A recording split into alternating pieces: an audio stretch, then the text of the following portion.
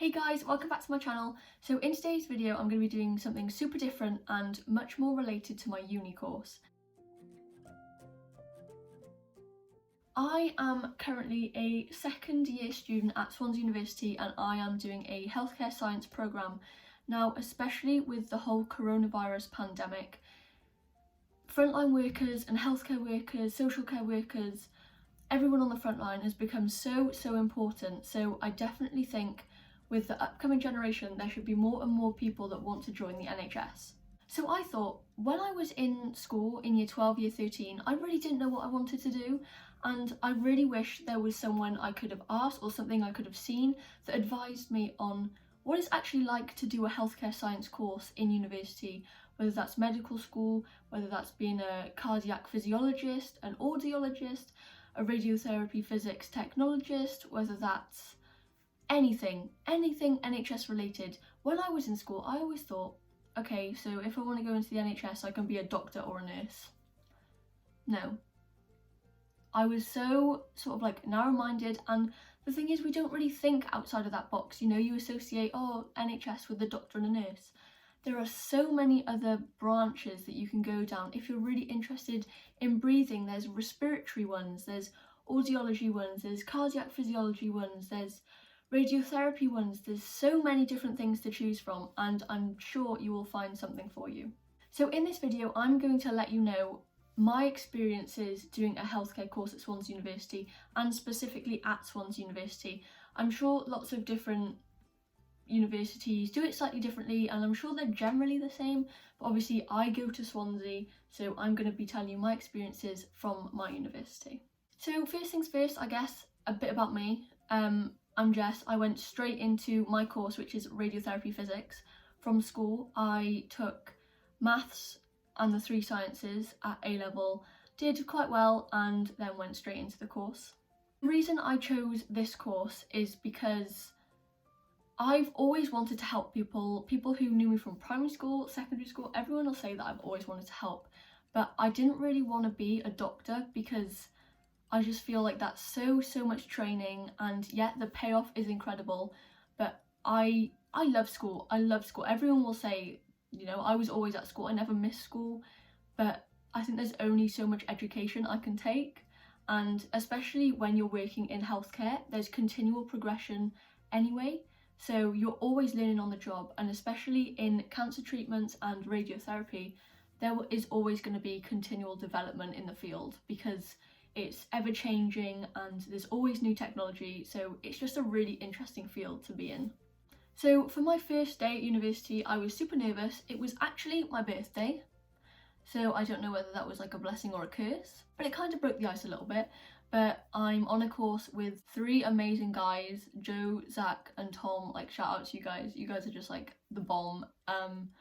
We get on like a house on fire. There's only 4 of us in the whole course, which is very small for a university course, so I don't really get the same university experience as other people.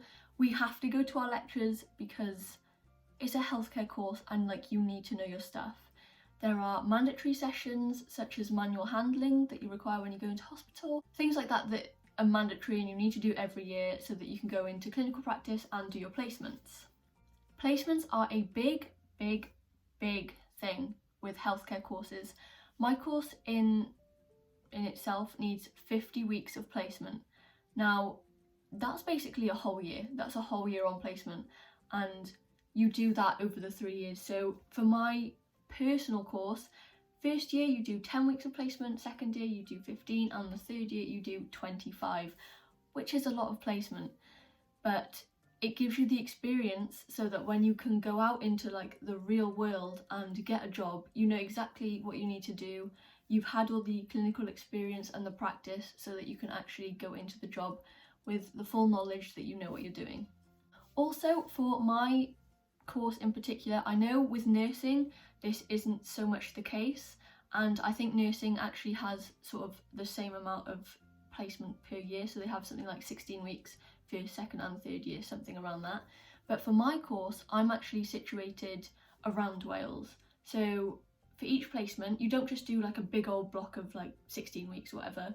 you'll do smaller blocks, so like 3 5 weeks, or you might have like a 6 week, a 4 week and a 5 week. It changes, but I will be situated around Wales. So there's only 3 cancer centres in Wales, and that is in Swansea, North Wales and Cardiff.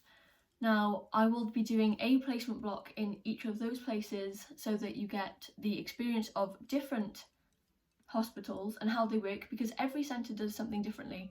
And for anyone who's doing any sort of healthcare, whether that's nursing, cardiac, anything, every centre does things differently. So wherever you go, you will learn something new. And I think it's so important to get the exposure and the experience of seeing the ways different people practice, because although there is a right way to practice, people do things slightly differently and achieve different results by doing these things, and it's really interesting to see how they do it.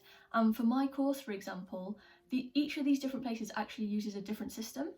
So for Radiotherapy Physics, what we do, here's my book. So I do the treatment plans. I create the treatment plans for cancer patients, and obviously that's very important. Like, it's a very important job, and until I'd actually read about the course, I didn't even know that there were specific people employed to do that. I didn't know who did it, but I didn't realise there was specific people employed. So it's a very important thing, but each centre has a different software to use.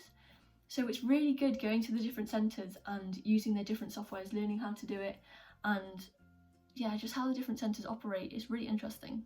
Okay, so we've touched on placements. Now onto the academic side. Now, of course, everyone says it's a big old jump from A-levels to university, and I completely agree, it is a big jump, but it does massively depend on how much work you do in A-levels. Now, I worked my butt off in A-levels. I really tried hard, and I think my grades did pay off. They weren't exactly what I wanted, but they were pretty much there, so I was really happy with those.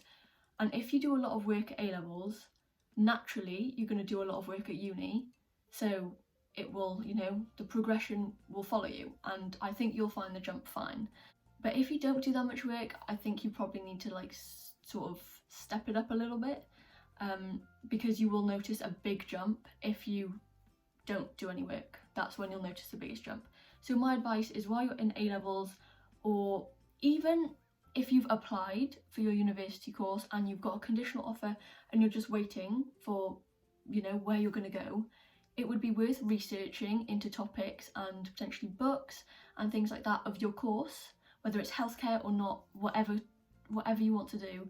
Just have some background knowledge before you go in, so that you haven't got as much to do while you're there. You can do a bit of prior reading so that you have some general knowledge anyway.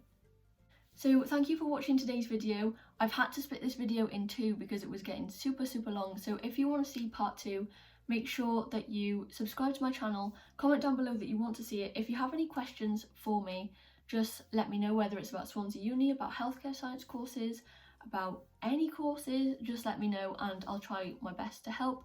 Make sure to give this video a like and subscribe to my channel so you don't miss another video. And I'll see you soon with part 2. Bye!